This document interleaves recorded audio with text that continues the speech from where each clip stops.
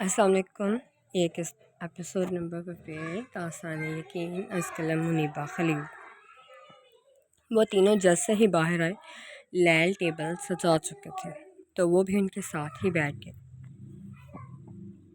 لیل نے صرف پاس کھڑے ہونے کا کام کیا تھا، باقی بنایا سب کچھ انم نے ہی تھا۔ لیل، یہ سب کس نے بنایا ہے؟ الیگزینڈر لیل کو دیکھتے بولا، جو کچن سے پانی کا جگ لینے گئے تھے۔ انم نے۔ لیل انم کو دیکھتے مسکراتے بولی تو الیگزینڈر نے بھی ہاں میں سر ہلایا۔ اپنے لیے دودھ بھی لے آئے، الیگزینڈر لیل سے بولا، جو چیئر کھسکا رہی تھی۔ لیل الیگزینڈر کی بات سنتے اسے گھور رہی تھی۔ جب وہ خود ہی اٹھتے کچن میں سے دودھ گلاس میں ڈالتے لے آیا۔ آپ جب بھی کھانا کھائیں گی ساتھ دودھ بھی ضرور پئیں گی، ورنہ آپ کی چاکلیٹس بند۔ الیگزینڈر لیل کے سامنے دودھ کا گلاس رکھتے بولا۔ لیل نے اسے گھورتے دودھ کا سپ لیا تھا۔ اچھا، مجھے پپھو بنانے والی بات پکی ہے کہ نہیں؟ ہیر لیل کو دیکھتے مسکراتے بولی۔ لیل یوں اچانک ہیر کی بات چھیڑنے پہ سرخ پڑی تھی۔ کیا مطلب؟ انم لیل اور ہیر کو دیکھتے بولی۔ ہیر مسکراتے انم کی طرف پلٹی۔ کیوں؟ تمہیں نہیں بتایا لیل ماما بننے والی ہے؟ ہیر مسکراتے بولی۔ الیگزینڈر نے اپنی وائٹ روز کو دیکھا جو سرخ پڑ رہی تھی۔ وہیں عمر ان کے ساتھ ایران میں ہی ان سب باتوں سے واقف ہو چکا تھا، تو اس کے لیے یہ نئی بات نہیں تھی۔ الیگزینڈر تم ہی بتا دو، کیونکہ لیل تو شاید اب زبان گروی رکھوا آئی ہے۔ ہیر لیل پہ ذرا سا طنز کرتے بولی۔ لیل اسے گھور بھی نہیں سکی تھی۔ ڈاکٹر سے چیک کروایا ہے اور یہ بات سچ ہے، الیگزینڈر ہیر کو دیکھتے بولا، جو یہ بات سن کر خوش ہو گئی تھی۔ وہیں انم شاک ہو گئی۔ لیل کم از کم تم ہمیں بتا ہی دیتی، انم شاک سے نکلتے بولی۔ لیل نے سر نہیں اٹھایا، جس پہ الیگزینڈر ہی بول پڑا۔ وہ ایک دفعہ ڈاکٹر سے کنفرم کروانا چاہتی تھی تاکہ بعد میں ماحول خراب نہ ہو۔ الیگزینڈر لیل کا ہاتھ تھامتے دباتے بولا، جس پہ لیل نے نظریں اٹھاتے اسے دیکھا تھا۔ ہیر، ایک دفعہ ان لڑکیوں کو چیک کر لینا، اور اب سے تمہارے والے اپارٹمنٹ میں روما اور وہ دوسری لڑکی رہیں گی۔ الیگزینڈر ان کی توجہ لیل سے ہٹانے کو بولا تاکہ لیل سکون سے کھانا کھا سکے۔ الیگزینڈر کی بات پہ ہیر کا کھانا حرام ہوا تھا۔ الیگزینڈر، وہ میری اپنے نام تھا اور تم۔ ہیر منہ بناتے بات درمیان میں ہی چھوڑ دی، جس پہ الیگزینڈر نے اسے گھورا۔ ہیر، تم اچھے سے جانتی ہو تمہارے نام کیا تھا، تو زیادہ بھولی مت بنو۔ الیگزینڈر کے گھورتے بولنے پہ ہیر نے عمر کے پاؤں پہ پاؤں مارا تھا، جو الیگزینڈر کے ہیر کی کلاس لگانے پہ مسکرا رہا تھا۔ لیکن وہ ہیر کے دوبارہ بحث شروع کرنے پہ الیگزینڈر نے ذرا سختی سے ٹوکا تو وہ جی ٹھیک کہتے سر ہلا ہاں میں ہلا گئی۔ عمر، کبھی یہ کوئی بھی الٹی سیدھی حرکت کرے تو اسے جیل میں ڈال دینا، میں خود باقی کا پروسیس دیکھ لوں گا۔ الیگزینڈر ہیر کو دیکھتے بولا، جس کے ارادے اسے ٹھیک نہیں لگ رہے تھے۔ ہیر نے الیگزینڈر کی بات پہ اسے غصے سے دیکھا۔ الیگزینڈر، اب تم حد کر رہے ہو۔ ہیر الیگزینڈر کو دیکھتے ذرا غصے سے بولی، جس پہ لیل کو ہی درمیان میں بولنا پڑا کہ کہیں بات نہ بڑھ جائے۔ ہیر، اگر تمہیں کبھی آنا بھی ہو تو یہ گھر تمہارا ہی ہے، تم ادھر آ سکتی ہو۔ ان لڑکیوں کو یوں اپنے ساتھ یہاں رکھنا ان کی پرائیویسی میں مسئلہ کرے گا، اس لیے الیگزینڈر نے ایسا کیا۔ لیل کھانے سے ہاتھ روکتے بولی۔ الیگزینڈر نے متاثر ہونے والے انداز میں آئی برو اٹھائے، مگر لیل اسے نہیں دیکھ رہی تھی۔ لیکن پھر ہیر، اب اور کوئی بات نہیں، کھانا کھاؤ چپ چاپ۔ الیگزینڈر ہیر کو ٹوکتے بولا، جس پہ ہیر منہ بناتے کھانا کھانے لگی۔ ہیر نے ایک نظر اپنے پاس بیٹھے کھانا کھاتے عمر کو دیکھا، جو الیگزینڈر کی باتوں پہ خاصا پرسکون تھا۔ واہ، یہاں تو کافی رونق لگی ہوئی ہے۔ جانی، جو ابھی اٹھا تھا اور مومنا کو فریش ہونے کا بولتے اس کے لیے کھانا لینے آیا تھا، ان سب کو دیکھتے بولا، میں مومنا کو لے کے آتا ہوں۔ جانی مسکراتے کمرے میں چلا گیا اور پھر کچھ دیر بعد مومنا کو لیتے باہر آیا۔ جانی نے مومنا کو اپنے ساتھ ہی چیئر کھسکا کے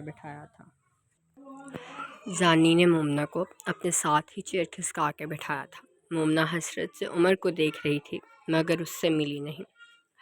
ہیر ویسے اتنی بھی کیا جلدی جو اتنی صبح یہاں ڈیرا جمانے آ کے؟ جانی اپنی پیٹ میں کھانا نکالتے بولا۔ جواب جہاں سے آیا تھا اس کی امید جانی کو نہیں تھی۔ اس کی مرضی، وہ جب مرضی اپنے گھر آئے۔ لیل جانی کو دیکھتے بولی جو اس کی بات پہ منہ ہی کھول چکا تھا۔ وہیں عمر ان سب کی باتوں پہ مسکراتے کھانا کھا رہا تھا۔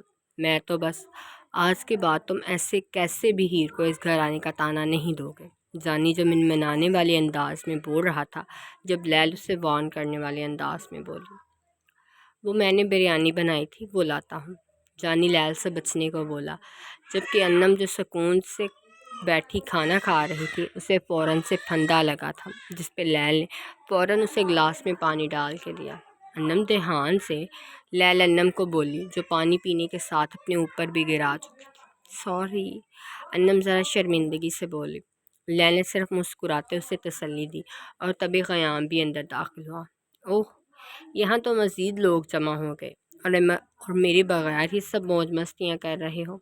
ویری بیڈ، قیام انم کے ساتھ بیٹھتے بولا۔ جانی نے قیام کو دیکھتے بس ناؤ میں سر ہلایا اور اٹھتے کچن میں آیا۔ بابی جی، میں نے کچن میں بریانی رکھی تھی، وہ کہاں ہے؟ جانی باہر آتے لیل سے بولا، جس نے اسے ایسے ظاہر کیا جیسے مجھے کیا معلوم ہو۔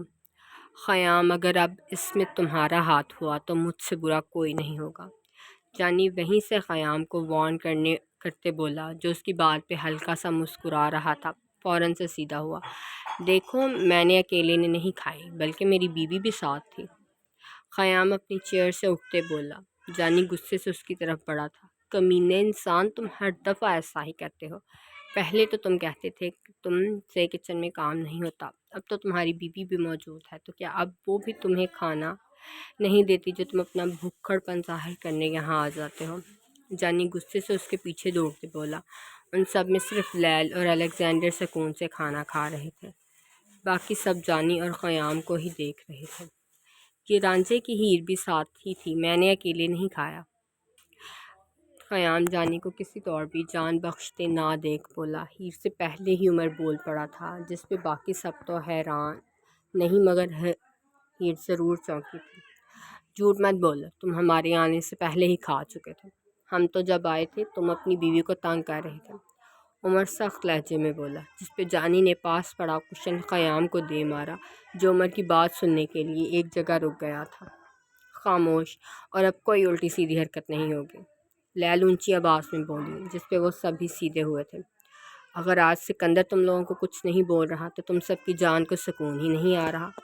قیام اور جانی چپ چاپ آ کر اپنی جگہ پہ بیٹھے۔ لیل کے غصے سے بولنے پہ وہ دونوں ہی آ کے بیٹھ گئے تھے، لیکن قیام کی زبان کو سکون نہیں تھا۔ آپ جو ہیں اس کی کمی پوری کرنے کے لیے۔ قیام کے منمناتے بولنے پہ لیل نے اسے گھورا تھا تو وہ سر اپنی پلیٹ میں کھسکاتے کھانا کھانے لگا۔ قیام، میرے کام کا کیا بنا؟ وہ سب کھانا کھاتے اب سٹنگ روم میں بیٹھے سکون سے بیٹھے تھے جب الیگزینڈر قیام سے بولا، جگہ بالکل تیار ہے، بس تھوڑی سی سیٹنگ رہتی ہے، وہ وقت کے ساتھ ساتھ ہو جائے گی۔ وہ لڑکیاں اب کافی اچھی حالت میں ہیں، تو کل تک وہ ہاسٹل میں شفٹ ہو جائیں گے۔ روما اور وہ دوسری لڑکی بھی آج ہیر والے اپارٹمنٹ میں شفٹ ہو جائیں گے۔ فرقان بھی ان کے پاس ہی ایک اپارٹمنٹ رینٹ پہ لے لیا ہے۔ قیام اسے ساری تفصیل سے آگاہ کرتے بولا، جس پہ الیگزینڈر نے ہاں میں سر ہلایا۔ ہیر، تم ان لڑکیوں کی شفٹنگ میں مدد کرو گی تو ابھی چلی جاؤ، الیگزینڈر ہیر سے بولا۔ عمر پہلے ہی پولیس اسٹیشن کے لیے نکل گیا تھا، تو ہیر بھی ہاں میں سر ہلاتے وہاں سے چلی گئی۔ جانی اور قیام، تم دونوں بھی نکلو اور ان لڑکیوں کی ہاسٹل سیٹنگ میں ساری مدد کرو، الیگزینڈر ان دونوں سے بولا جو ایک دوسرے کو گھور رہے تھے۔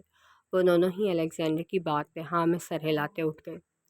انم کو میں واپسی پہ ساتھ لے جاؤں گا، قیام الیگزینڈر سے بولتے جانی کے ساتھ ہاسٹل کے لیے نکل گیا۔ انم، تم مومنا سے باتیں کرو، میں سکندر کی پٹی بدلنی ہے، لیل بولتے ساتھ ہی الیگزینڈر کو اٹھنے کا بولا، جو لیل کے آگے آگے روم میں آ گیا۔ لیل، آرام کریں آپ بھی، الیگزینڈر لیل سے بولا، جو اس کی پٹی بدلتے اب باہر جانے لگی تھی۔ میرا اب سونے کا کوئی موڈ نہیں ہے اور نہ ہی آرام کا، لیل الیگزینڈر کے پاس کھڑے ہوتے بولی۔ الیگزینڈر نے اس کا ہاتھ پکڑتے اسے خود پہ جھکایا، تو مجھے خود کو محسوس کرنے دے، الیگزینڈر لیل کے ہونٹ کو انگلیوں میں پکڑتے بولا۔ لیل الیگزینڈر کے انداز پہ جس انداز میں جھکی تھی، جو بھی دیکھتا یہی سمجھتا کہ لیل خود الیگزینڈر پہ جھکی ہے۔ تمہارا کندھا بھی، میں صرف آپ کو محسوس کروں گا، آپ کی روح میں اترنے کا ارادہ پروگرام کچھ دنوں کے لیے ملتوی کر دوں گا۔ الیگزینڈر لیل کے بال کان کے پیچھے کرتے بولا، کیونکہ لیل کمرے میں آتے ہی حجاب کھول لیا تھا، ورنہ وہ پہلے حجاب میں ہی تھی۔ لیکن باہر وہ، آپ اپنی بات کریں، ان کی نہیں۔ الیگزینڈر لیل کو یوں ہی خود پہ جھکائے اس کی بات کاٹ دی، حالانکہ اچھے سے جانتا تھا لیل اس کے لیے کس حد تک پاگل اور جنونی ہے۔ لیل کے سر جھکانے پہ الیگزینڈر نے مسکراتے لیل کو اپنے پاس جگہ دی تھی، جس پہ لیل الیگزینڈر کے کندھے پہ سر رکھتے اس کے ساتھ ہی بیٹھ گئی۔ آپ کی قربت کی طلب مجھے ہر چیز سے بیگانہ کر دیتی ہے، الیگزینڈر لیل کے ماتھے کا بوسہ لیتے بولا۔ لیل اس کی طرف رخ پلٹا تھا۔ میں چاہتی ہوں تمہیں میرے علاوہ اور کچھ یاد بھی نہ رہے۔ لیل کے پھولی سانسوں میں بولنے پہ الیگزینڈر مسکرایا تھا۔ مجھے بھی اب اور کچھ یاد رکھنے کی چاہ نہیں رہی، آپ اور آپ کا عشق۔ الیگزینڈر لیل پہ ذرا سا جھکتے اس کی سانسیں قید کر لی، جس پہ لیل نے الیگزینڈر کی شرٹ کو کندھوں سے ہاتھوں میں دبوچ لیا تھا۔ سکندر کندھا موو مت کرو۔ لیل جو مکمل الیگزینڈر کی قربت میں بہک بھی رہی تھی، لیکن اس کا دماغ الیگزینڈر کے درد میں ہی اٹکا ہوا تھا۔ اوکے مائی وائٹ روز، لیکن یہ چھٹی صرف کچھ دنوں کے لیے، پھر اس کے بعد میں ذرا بھی رعایت نہیں دوں گا، الیگزینڈر لیل کے کندھے پہ دانتوں سے کاٹتے بولا، جس پہ لیل سسکی تھی۔ میری محبت آپ کو درد دیتی ہے، سوچ لیں جب یہ محبت عشق میں بدل گئی تب کیا ہوگا، الیگزینڈر لیل کے سسکنے پہ بولا۔ لیل اس کی بات پہ مسکراتے اس کے کان کے پاس اونچی ہوئی تھی۔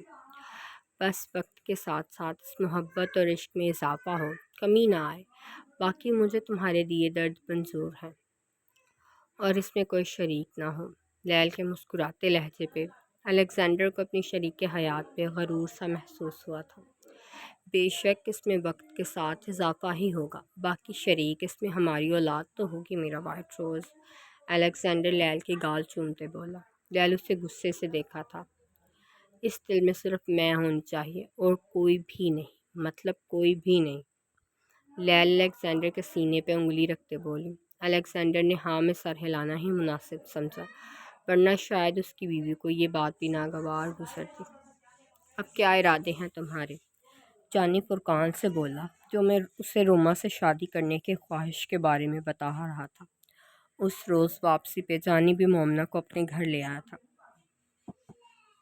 وہ بھی اس یقین کے ساتھ کہ وہ اب مومنہ کو ہرٹ نہیں کرے گا۔ خیام بھی جاتے انم اور پھر منہا کو لیتے ہوٹل کھانا کھایا۔ خیام کا ارادہ تو انم کو اس کی ماما کے پاس لے جانے کا بھی تھا، مگر منہا کی نیند کا خیال کرتے وہ گھر ہی آ گئے۔ انم اور خیام کے درمیان اچھی خاصی بانڈنگ بن گئی تھی، اور اس میں زیادہ تر ہاتھ خیام کا ہی تھا۔ خیام کے بغیر اب منہا کے ساتھ ساتھ انم کا بھی گزارا نہیں تھا، مگر وہ یہ بات خیام کو نہیں بتا سکتی تھی۔ خیام کا ہر روز کام پہ جاتے اور پھر واپس آتے ہی اس کا ماتھا چومنا، اس کے علاوہ چھوٹے چھوٹے کاموں میں انم کی مدد کروانا بھی اسے خیام کو سوچتے رہنے پہ مجبور کرتا تھا۔ انم سارا دن گھر ہی رہتی اور خیام کو ہی سوچتی رہتی۔ وہ سمجھ نہیں پا رہی تھی کہ کیا وجہ ہے، مگر اس کا دل خیام کے لیے وسیع ہو چکا تھا۔ اب وہ خیام کے ساتھ اپنی زندگی کا ہر سفر بخوشی کرنے کو تیار تھی، لیکن وہ یہ بات خیام کو بتانے سے شرماتی تھی۔ میں اب الیگزینڈر سے بات کروں گا، اور کیا؟ فرقان اپنا سوچا پلان بتایا۔ جانی کو بھی یہی ٹھیک لگا تھا۔ ویسے بھی وہ سارے اچھے خاصے سیٹ ہو چکے تھے۔ ان لڑکیوں کو ہاسٹل اور روما کو اپارٹمنٹ میں شفٹ ہوئے کافی دن ہو گئے تھے۔ وہ سب کافی حد تک اس حادثے کے اثر سے نکل آئی تھیں۔ وجہ ان کا کچھ بھی یاد نہیں تھا، اور اگر کسی کو یاد بھی تھا تو بہت دھندلا سا۔ کس بارے میں بات کرنی ہے مجھ سے؟ الیگزینڈر جو آفس آیا تھا ان دونوں کی آخری بات سنتے بولا، جس پہ وہ دونوں ہی اچھلے تھے۔ کچھ نہیں، وہ بس ایسے، میں روما سے شادی کرنا چاہتا ہوں، اسی سلسلے میں بات کرنی ہے۔ جانی کے حقلاتے بات بنانے کی کوشش کرنے پہ فرقان نے الیگزینڈر سے نظریں چراتے سچ بولنا ہی بہتر سمجھا۔ روما سے ایک دفعہ خود پوچھ لو اور پھر مجھے بتا دینا اس کا جواب مثبت ہے کہ منفی۔ الیگزینڈر اس سے بولتے اپنے کیبن میں چلا گیا۔ الیگزینڈر اس دن کا آج آفس آیا تھا۔ وہ بھی لیل سے ضد کرتے کیونکہ اس کے کندھے کے زخم ابھی ٹھیک نہیں ہوا تھا اور لیل کو اس کی فکر تھی۔ اوف، اب یہ مار کا سر کر لو تاکہ تم بھی ہماری طرح شادی شدہ کہلاؤ گے۔ جانی اس کے کندھوں پہ تھپکی دیتے بولا۔ وہاں آتے قیام نے اس کی بات سنتے مسکراتے اپنی طرف سے جانی کو آگ لگائی تھی۔ مگر تم تو شادی شدہ کم وارے ہو کیونکہ تمہاری بیوی تو بھی خود بچی ہے۔ ویسے کبھی تمہیں یہ نہیں لگا کہ تم نے شادی نہیں کی بلکہ بچی گود لی ہے؟ قیام مسکراتے دوسری بات جانی کے پاس ہوتے رازداری سے بولا۔ جانی کی یادوں میں وہ رات گزری تھی۔ اس سے پہلے کہ کوئی اس کے چہرے سے کسی بات کا اندازہ لگاتا جانی نے قیام کو ہی آڑے ہاتھ لینا شروع کر دیا۔ تم اپنی فکر کرو کیونکہ تمہاری بیوی بھی شاید تمہیں ابھی بچہ سمجھتی ہے۔ جانی مسکراتے بولا کیونکہ الیگزینڈر کے کہنے پہ وہ کچھ ڈیٹا دیکھ رہا تھا۔ جب اسے معلوم ہوا کہ انم قیام سے کچھ دن بڑی ہے جس پہ وہ جان بوجھ کے اپنے سے باتیں بناتے قیام کو تنگ کرتے بولا۔ اس بات کا ثبوت میں خود اسے دے سکتا ہوں، تو فکر نہ کرو۔ قیام مسکراتے بولا اور الیگزینڈر کے آفس کی طرف آ گیا۔ یہ سیکیورٹی ٹیم کا ڈیٹا ہے، ایک دفعہ چیک کر لو۔ قیام ایک فائل الیگزینڈر کے سامنے رکھتے بولا، جس کے لیے خاص الیگزینڈر آج آفس بھی آیا تھا کیونکہ اب وہ کوئی غلطی نہیں چاہتا تھا۔ میں دیکھ کے تمہیں بتا دوں گا۔ اس سے پہلے تم پتہ کرو اس لڑکی نے اپنا کام کیا کہ نہیں۔ الیگزینڈر فائل پڑھنا شروع کرتے بولا، جس پہ قیام اٹھ کے کہتے باہر آ گیا۔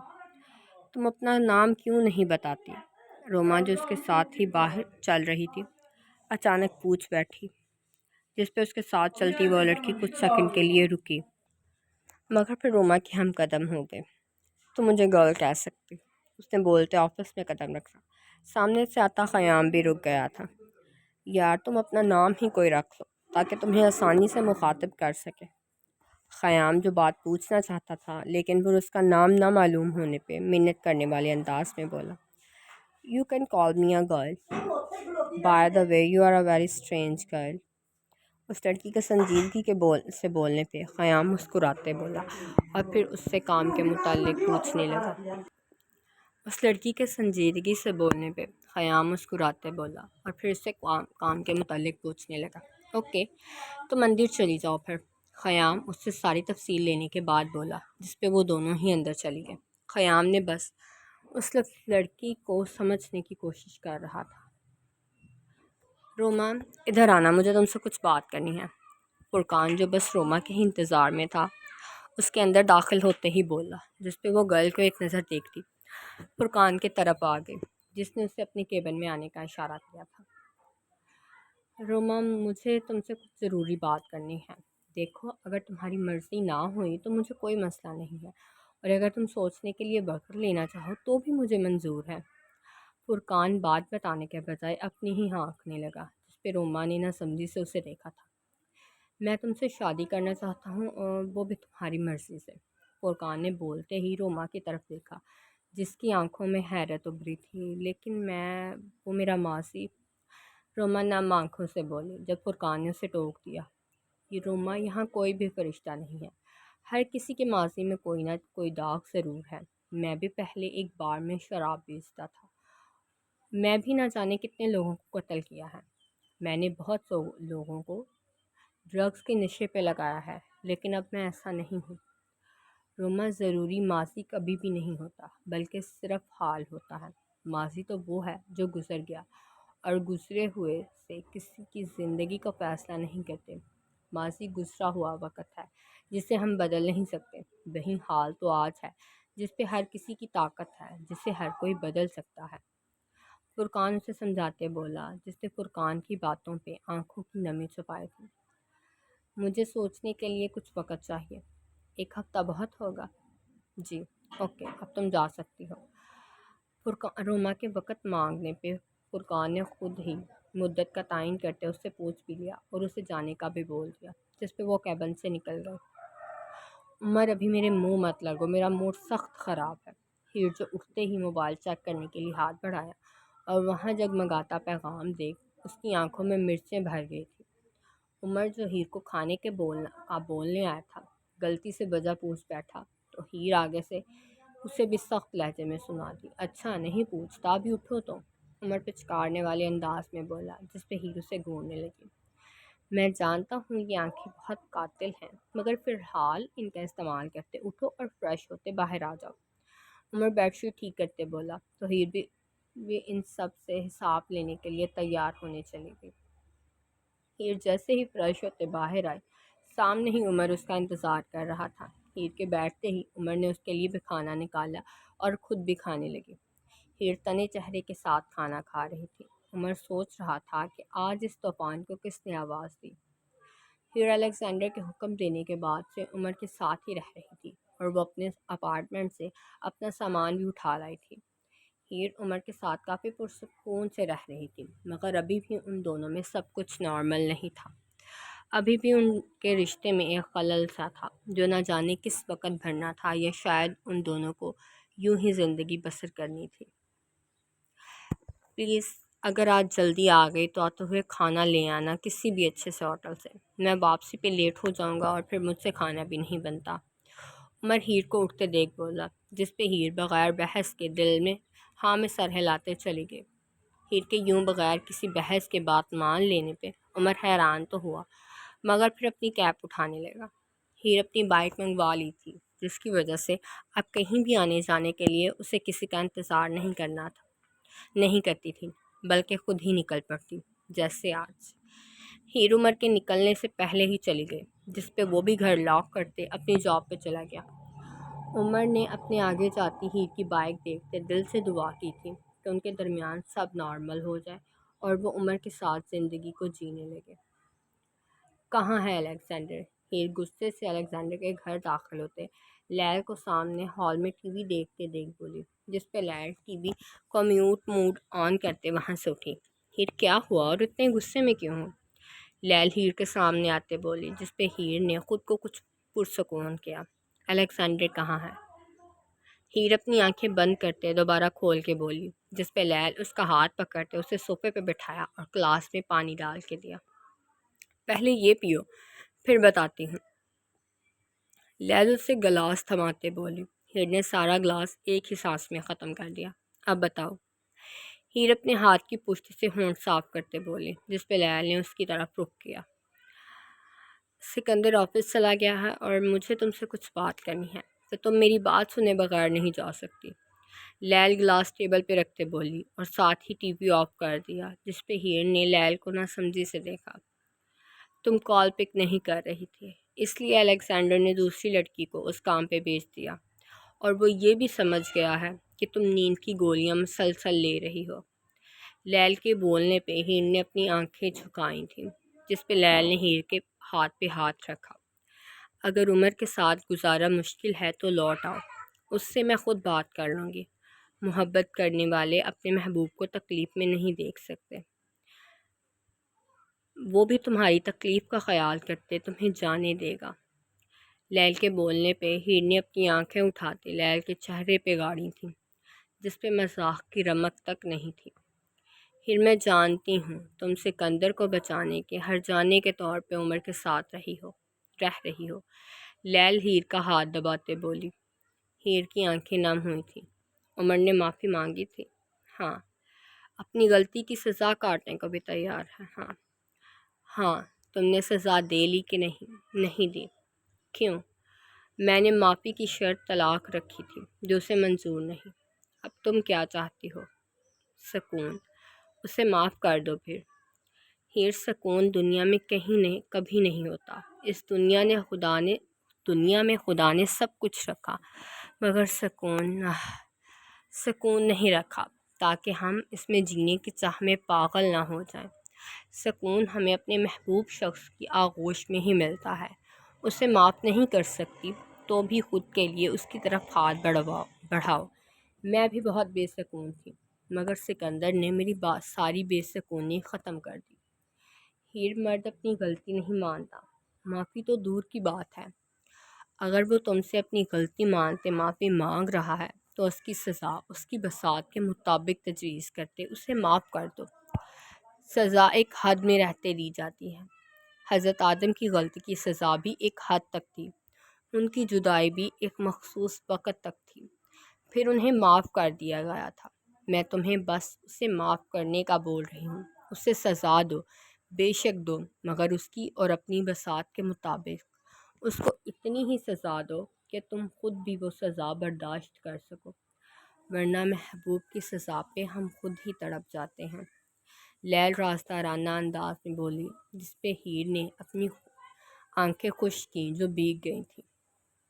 وہ تمہارے جدا ہونے سے ڈرتا ہے تو تم پیپرز تیار کرواؤ اور طلاق کا حق ہی اپنے نام رکھوا لو۔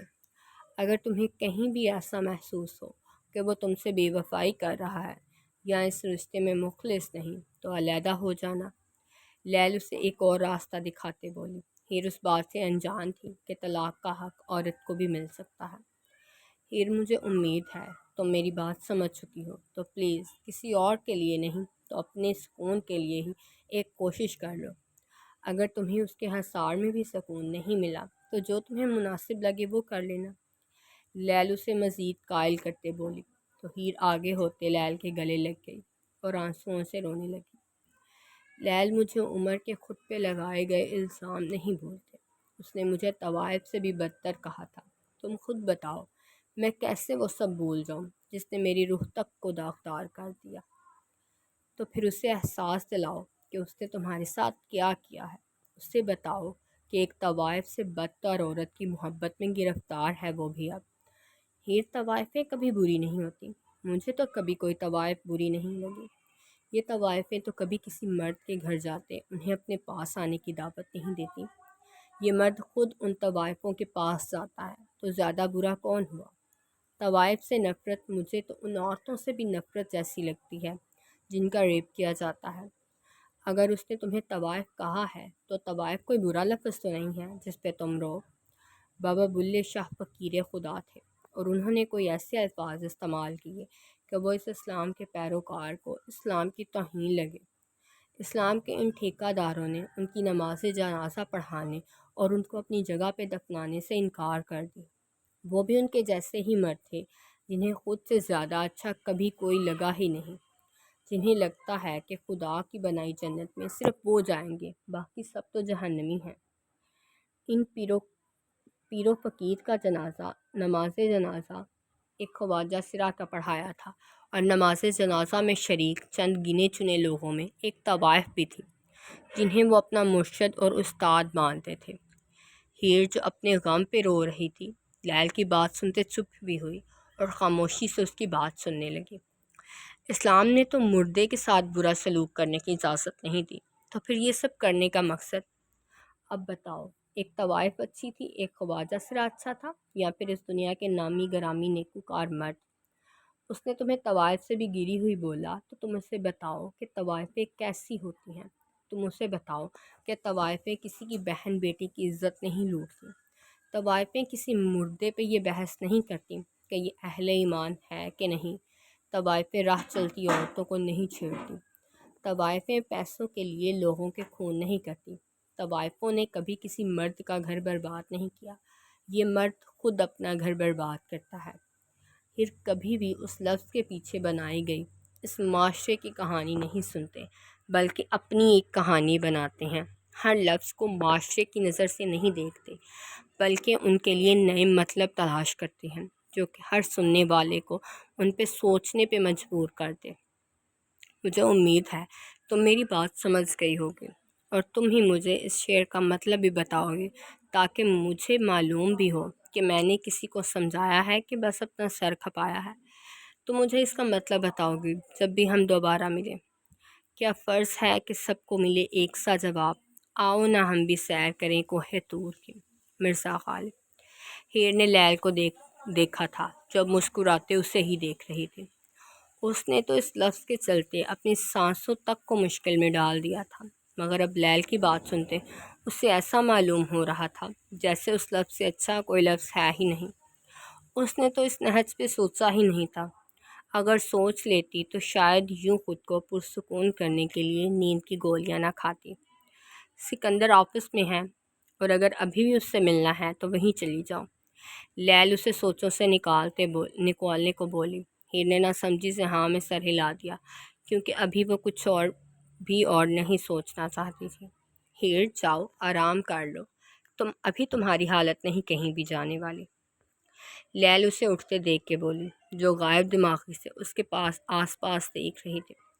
ہیر کے یوں وہی کھڑی رہنے پہ لیل خود ہی اسے لیتے اس کے روم میں آئی اور اسے بیڈ پہ لٹاتے اس پہ کمبل دیا۔ ہیر چپ چاپ لیل کے اشاروں پہ چلتی روم میں آ گئی تھی۔ اس نے کوئی بات نہیں کی، کوئی مزاحمت نہیں کی، کیونکہ اس کا دماغ ہی ابھی اس حالت میں نہیں تھا۔ ہیر کی آنکھیں اپنے ہاتھوں سے بند کرتے لیل اس کے سرہانے بیٹھ کے اس کا سر دبانے لگی۔ وہیں ہیر بھی نیند میں جانے لگی۔